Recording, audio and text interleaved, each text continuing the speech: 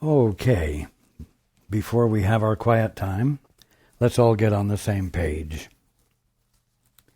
If you're reading from the Sparkly book, it's page 400, a new chapter entitled Forgiveness and Healing.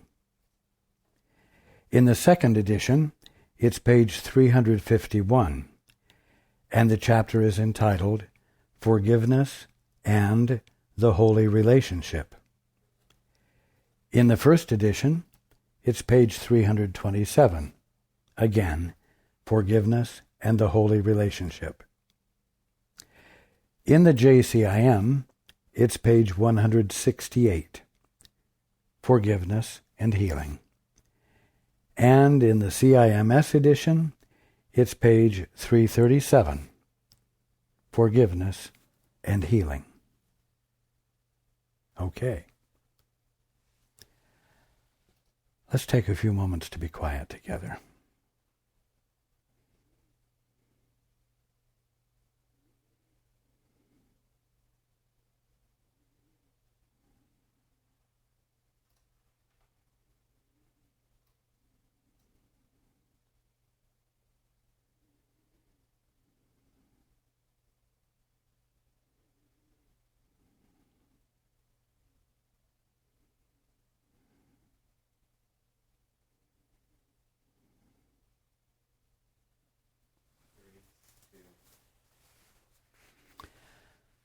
Good evening.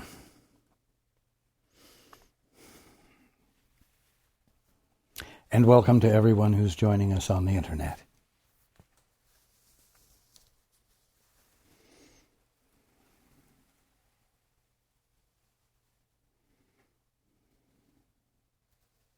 Well,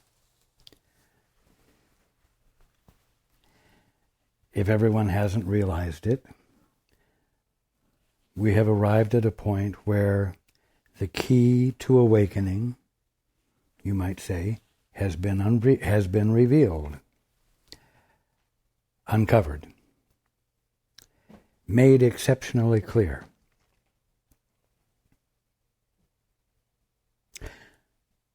The practice of the holy instant, the practice of the two-step, is the means of waking up.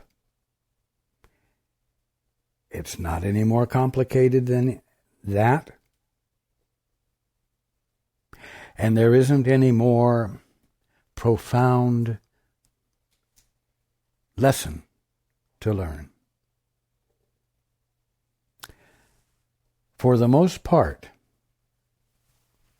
what we will cover in the rest of the course will simply be explanations of how everyone avoids the holy instant. So, I want everyone to be aware, and you can count on it, will not let anyone forget that we have arrived at the apex of what the Course teaches. This should not be abandoned. This awareness should not be forgotten as we continue and discover the blocks to love's awareness, the blocks to awakening. Now, mind you, as we proceed,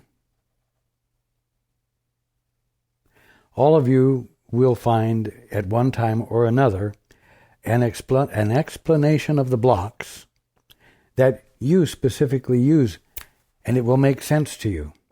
But you know what?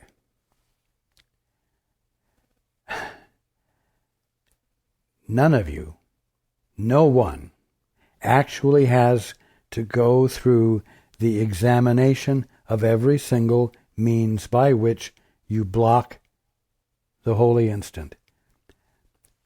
What you need to do is to start practicing it now, and now, and now, and now. Practice it while you're reading about the blocks to love's awareness, the blocks to awakening. Don't read about the blocks and say, wow, isn't that incredible the way the human mind works, and talk at length about it, without ever abandoning the practice of thinking about how the human mind works. Because as long as you're thinking, you're not practicing the holy instant. You're doing the one thing that blocks it.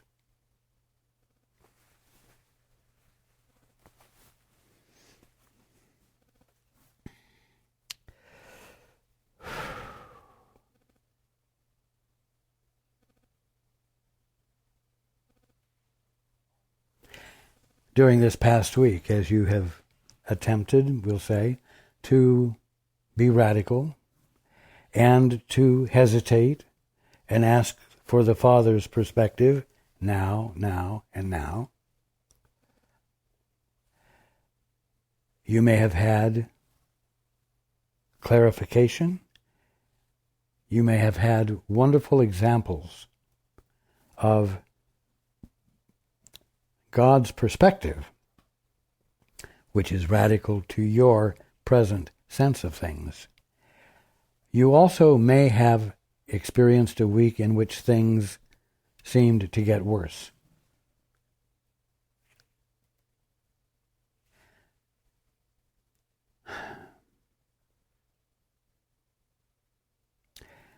It's very simple. The ego does not willingly, gladly let go of its hold on your attention.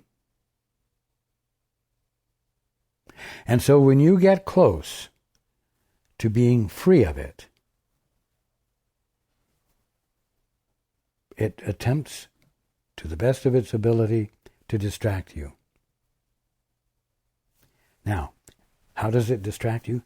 Not by giving you a string of words that you can use as a defense against waking up, but rather by suggesting to you really interesting things that you might do to make things better, or provide you with a new radical project for you to work on, for you to develop, you see. Or it might distract you by preoccupying yourself with how others are behaving, you see, so that you might correct a situation or exercise some beneficent help all by yourself, you see. Now, the key to awakening, the practice of the holy instant, amounts to something utterly simple. So simple that it goes right past you. The simplicity of it is that when you stop thinking, when you go into the silence, and there inquire of the Father, you have stopped thinking. The silence is the key, and the inquiry of the Father, or the inquiry of the Holy Spirit, is the essential and only step needed, other than listening and accepting what unfolds, what is presented to you. But you know what? Most of you think that being conscious means thinking. If you're not sleeping, if you're awake, you're thinking. But of course, anyone who learns meditation soon discovers that there is a way to be conscious without thinking. There is a way to be in the silence. So thinking is not identical with being. It is not inseparable from being. It is not inseparable from your existing as you. What you think doesn't make you you. You simply are you. And in the silence of your mind, you experience that. And in the experience of the fact that thinking has nothing to do with your being, you become free to listen. You become truly free to ask, what is the truth here? In the unendingness of me, in the silence that I'm experiencing, what is the truth of my being in the silence? What is the truth that it's the birthright of my mind to be experiencing? You're conditioned against not thinking, believe it or not. After all, how many of you have heard the admonishment?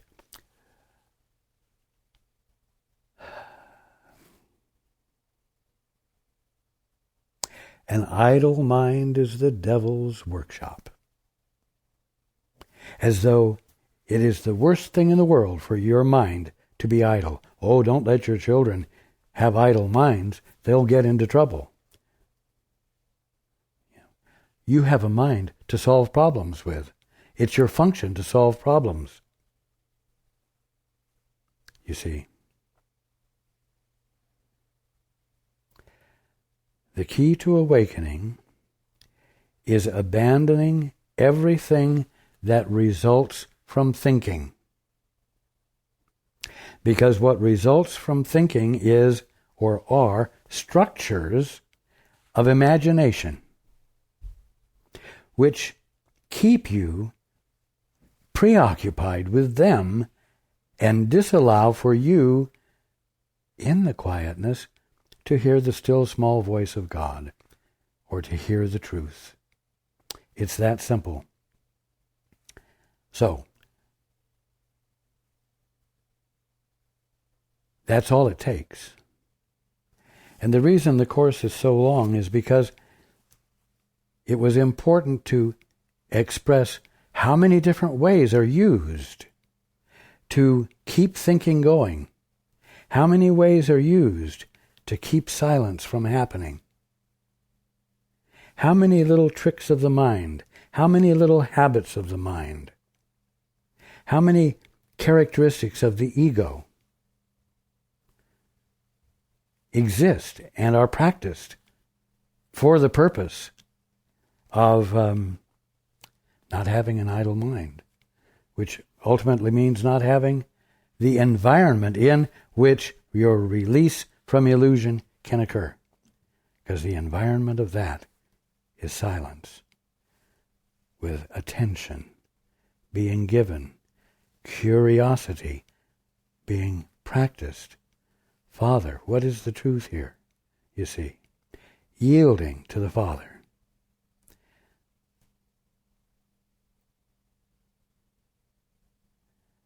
You think that if you do it, you will cease to be.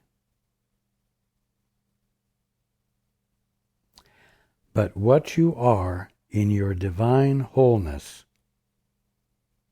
and in your capacity to experience creation as what it is rather than what you've defined it as, that is your birthright. And that is what you are. You are the place of acknowledgement of what creation is, and by the acknowledgement, in the acknowledgement, participating in creation, being co-creators, by introducing nothing foreign to it, and thereby being able to experience all of it in its actuality, which constitutes the joy of your being, because that is your function.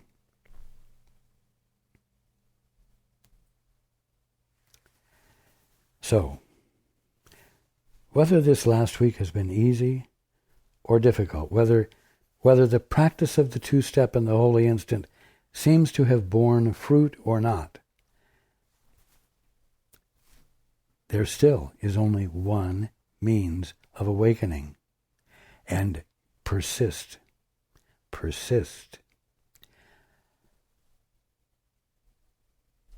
Well, you say, I don't have enough faith. I don't have enough impetus to go the distance. It's going to be a lot harder than what I can accomplish. But it's not true.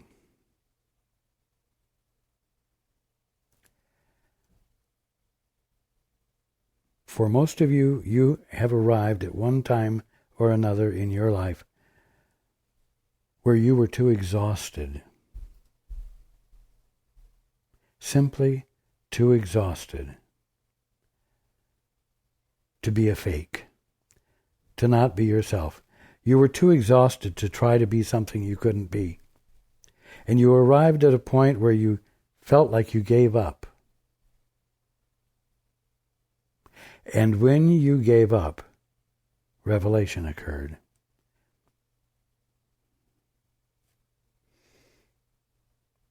The saying is, man's extremity is God's opportunity. And that's because in moments of true helplessness, where you feel truly helpless, and you just let yourself be there because you don't have any energy to be anywhere else, at that moment, the light flashes. It turns on. The illumination occurs. To one degree or another, all of you have had some experience like that. And if you haven't yet, it's on your threshold, because it is awakening time. I promise you that.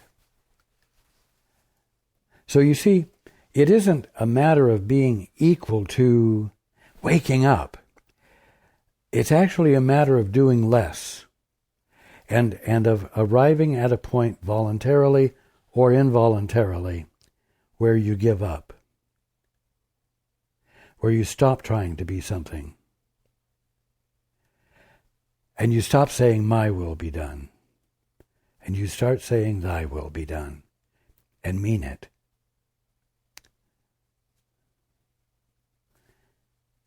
You know, that's all it takes. It takes letting go completely, without an ace up your sleeve. It means abandoning the right you think you have to think your way through your life and your problems and engage in problem solving. If you have a counselor who can provide you with perspective far beyond what you can drum up in your imagination, and that counselor provides you with perspective that you find out is your real perspective, but you've just been ignoring it, can you see that that process isn't a loss of worth or validity, but an uncovering of a more complete worth and validity than you ever imagined?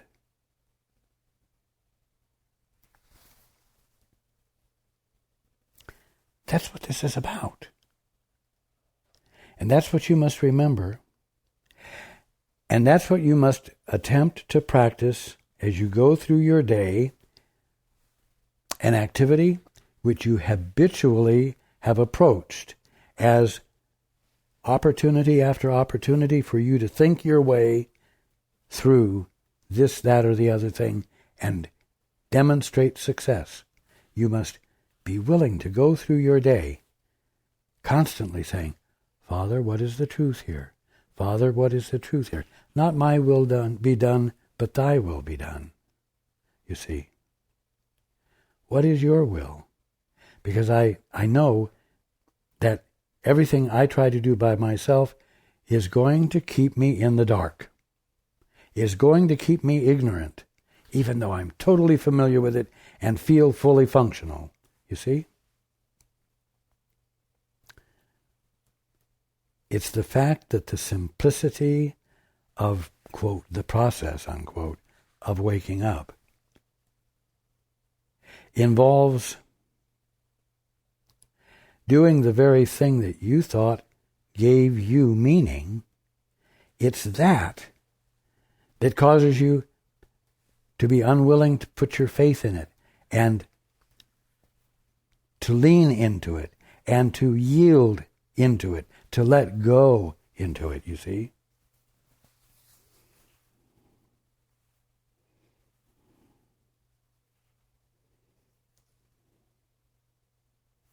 That's the simplicity of it. And so, waking up is a matter of going against your conditioning. It truly is. If it wasn't, you all would have woken up a long time ago, because it's so darn simple. Understand this, so that when it seems unnatural, you don't say, well, this can't be a divine activity. God would never set it up like this. If I'm supposed to wake up, it should be easy. You see? Well, there you are, thinking. And there you are, convincing yourself that an idle mind is a devil's workshop. An idle mind, a silent mind, is something to avoid. Certainly don't even try it and explore it and find out whether it's the truth or not. You see? You've got to remember that the act, if you will, that triggers awakening is an act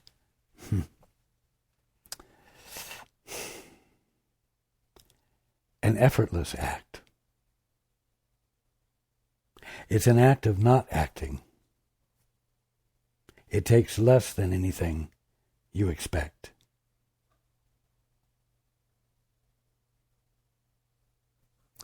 Let's go into the book. Subject of this chapter, forgiveness and healing, or forgiveness and the holy relationship.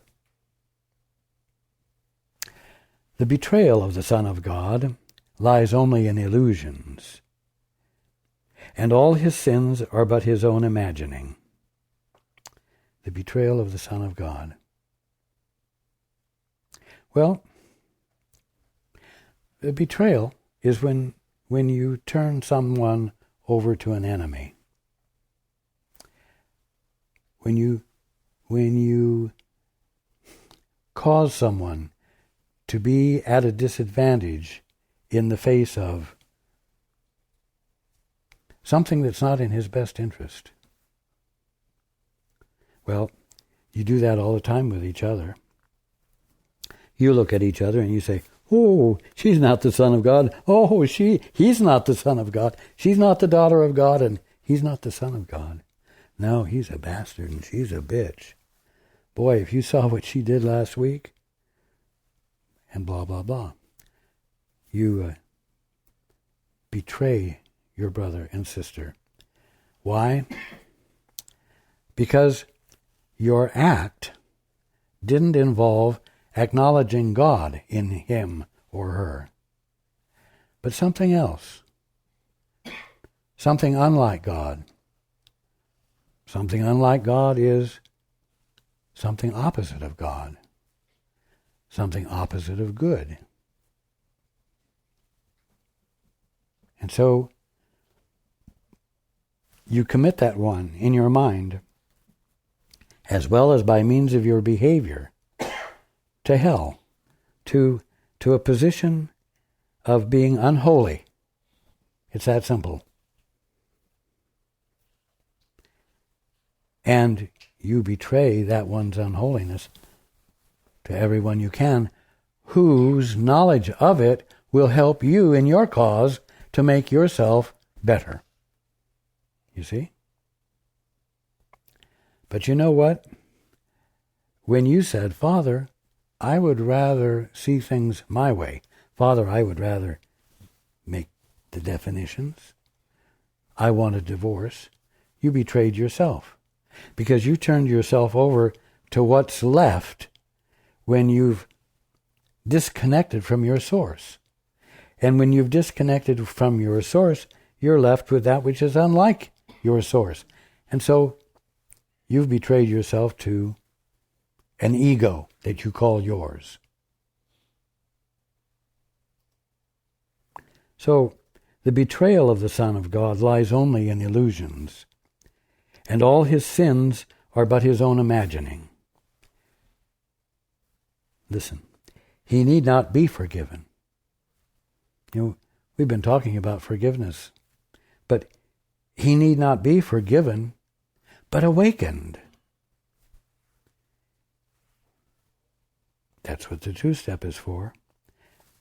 To put you in a position not of infinite progression, but immediate perfection, immediate experience of what you divinely are. That's awakening. It's not forgiveness. In his dreams, he has betrayed himself, his brothers, and his God. Yet, and here's the key, what is done in dreams has not been really done. That's why I say that when you look at everything around you and just say that it's a material world, that it's a planet and a universe that was happenstance, pure physical evolution, having nothing to do with a divine principle or a God,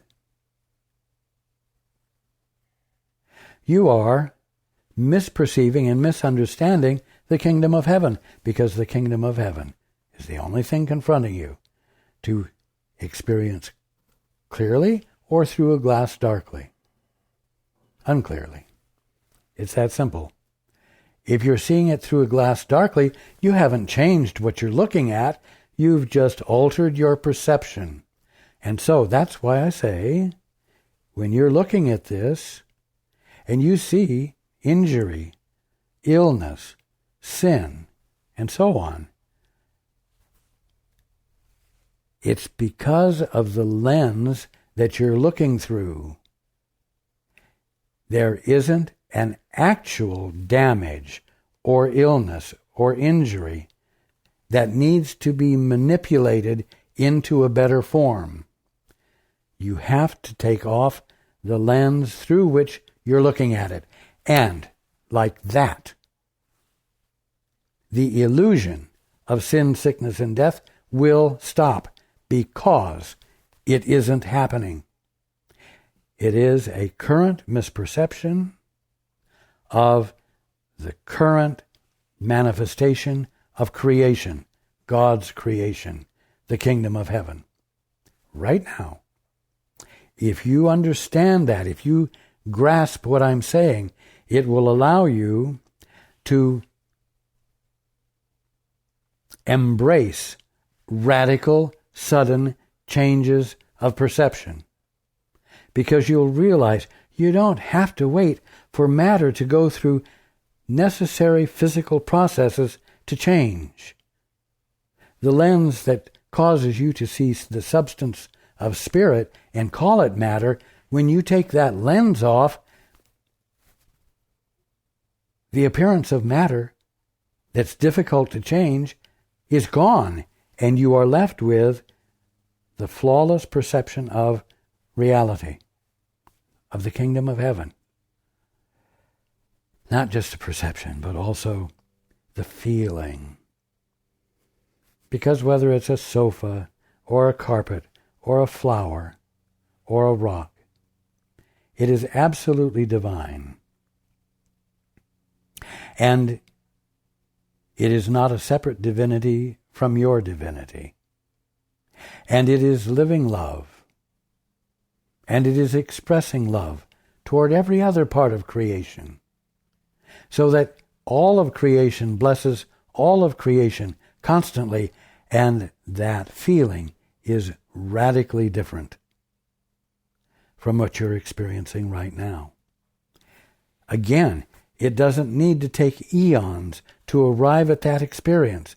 What it requires is a certain defenselessness. See? Not hard work, but the absence of work. Not a strong defense, but, defenselessness, you see.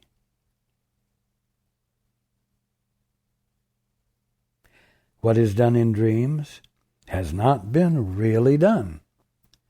It is impossible to convince the dreamer that this is so, for dreams are what they are because of their illusion of reality. At night when you're dreaming, you have no sense whatsoever that what's happening isn't anything other than real. But it's not. But it is impossible to convince the dreamer that this is so, for dreams are what they are because of their illusion of reality. Only in waking is the full release from them, for only then does it become perfectly apparent that they had no effect on reality at all and did not change it. Simple.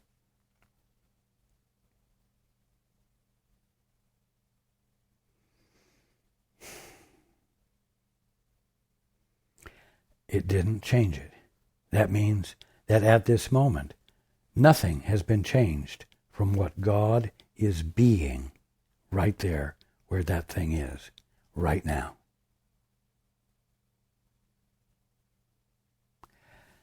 The truth of what God is being right where you are or right where anything is available to you now.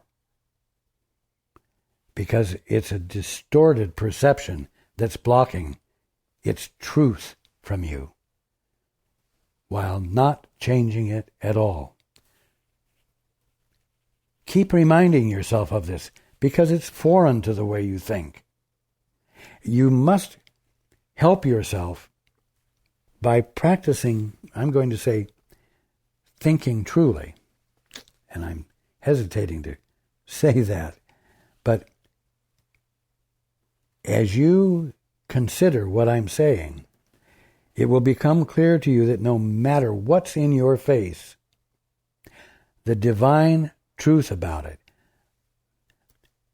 the God-presencing fact about it, is present right now, no matter how unlike that it appears. And what it truly is available to you right now.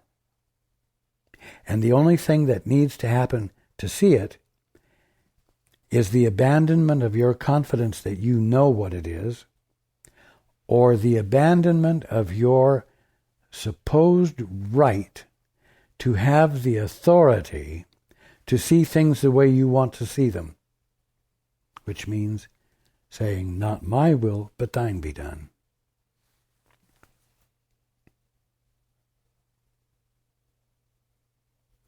Fantasies change reality. That is their purpose.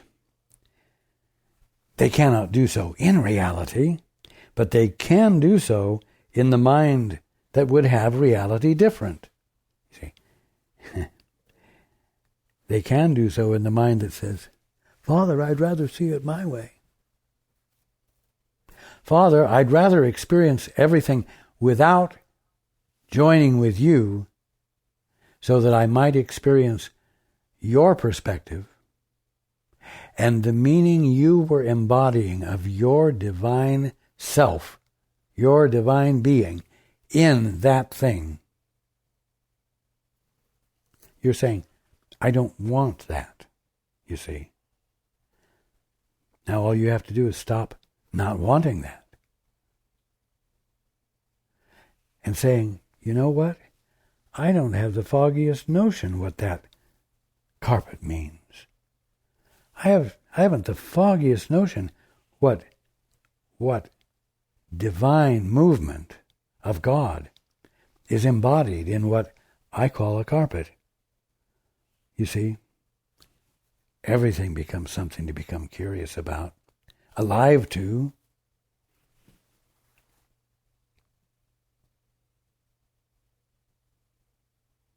It is then only your wish to change reality that is fearful. You introduce the fearful by wishing to see things differently.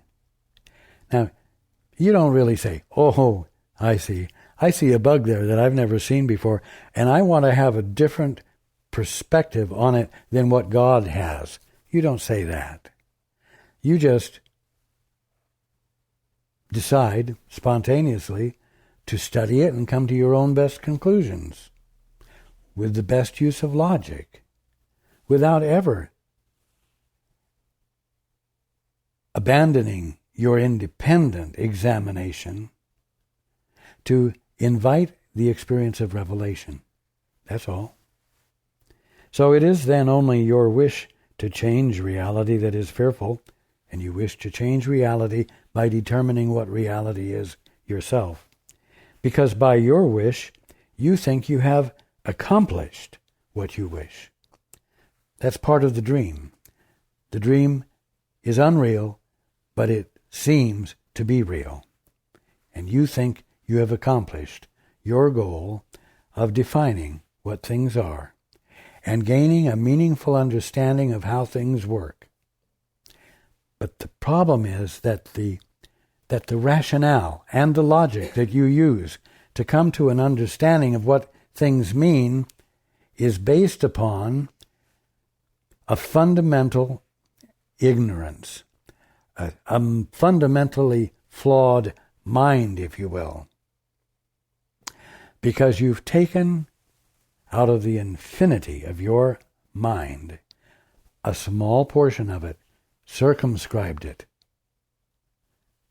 separated from the rest, causing the rest to become the Holy Spirit. Held in trust, your right mind held in trust while you dally with this tiny small part. You see?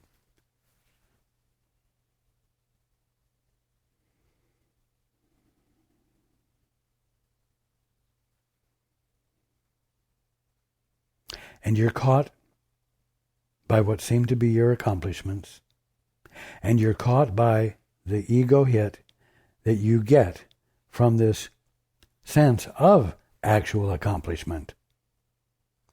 When the fact is that disconnected from your source, separated from your whole mind, there is no way to come to unflawed conclusions. It's that simple. This strange position, in a sense, acknowledges your power. You have power, but your power is present for the purpose of recognizing the movement of God and acknowledging it, experiencing it for what it is, and by your awareness of it and recognition of what it is, being the completion or the wholeness of the movement of creation. Anyway, you think you have accomplished what you wish, and this strange position, in a sense, acknowledges your power. Yet, by distorting it and devoting it to, in quotes, evil, it also makes it unreal. What does that mean? Devotes it to evil. Well, it devotes it to what isn't God, right? Because you're not connecting with your source. You're not connecting with the Father. So you're connecting with an imagined presence that is not God. And what is not God is not good. What is not God is evil.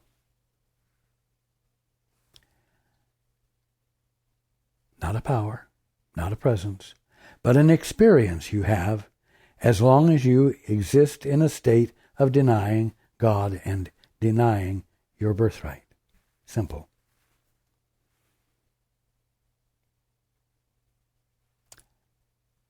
That experience you get hooked into, and you function at odds with the Father, and you function in a manner that disallows for your awakening. That is destructive and Evil is as good a word to use for destructive as anything else. Yet, by distorting it and devoting it to evil, it also makes it unreal. Why?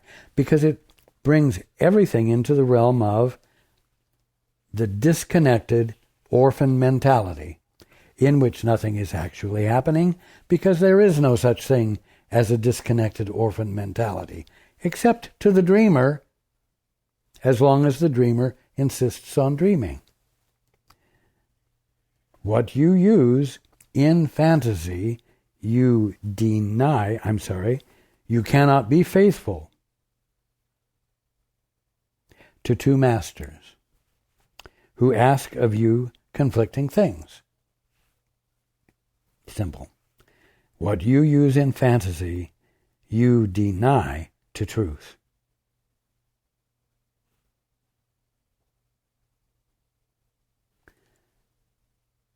In your devotion to your private orphan mindset, you are actively denying the Father.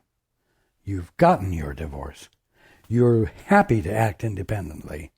You're hooked on independence and the hit you get from potentially becoming real and actual and valid in your own right all by yourself. Well, that's denying who you are, and it's denying that you have a source, and therefore it's a denial of the Father. It's a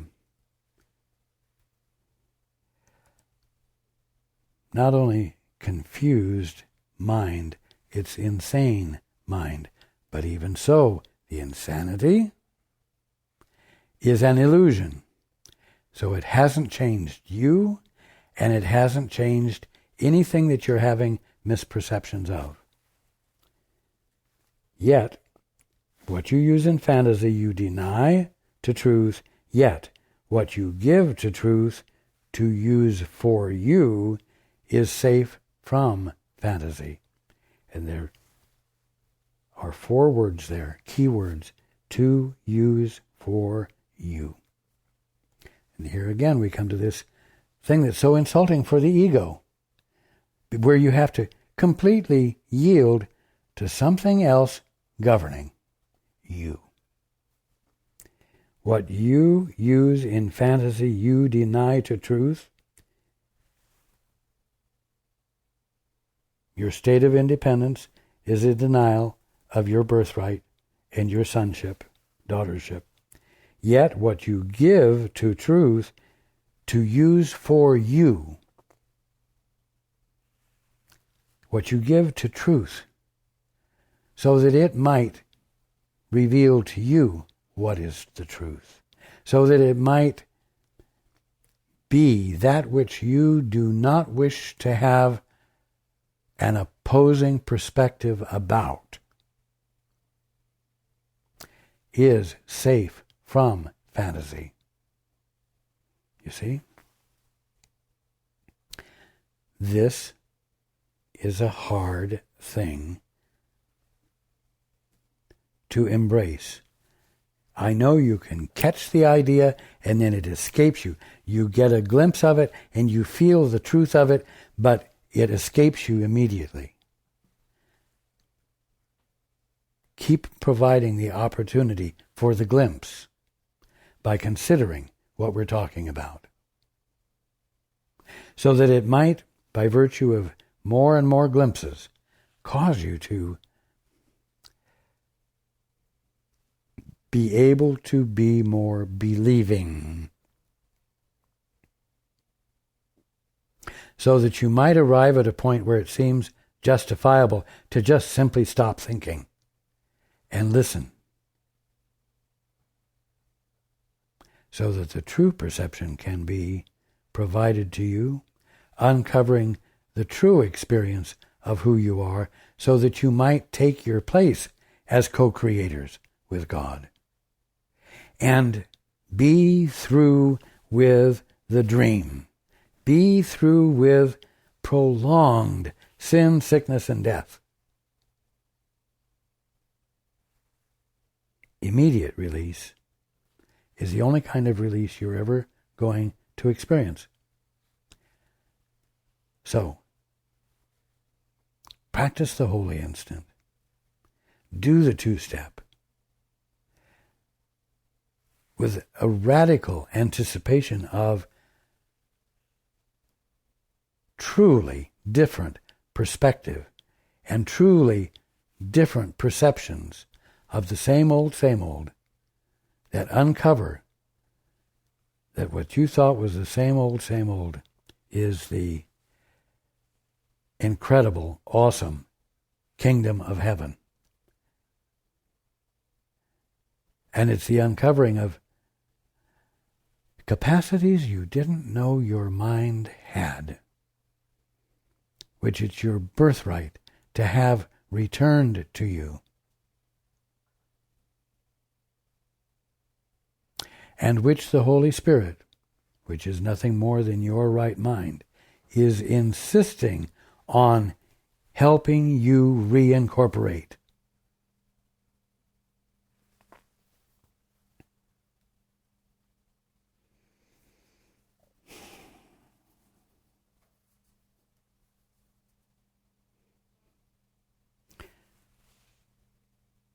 Don't get serious about this. Don't get bogged down with it. Treat it lightly this week. Treat all of these things lightly.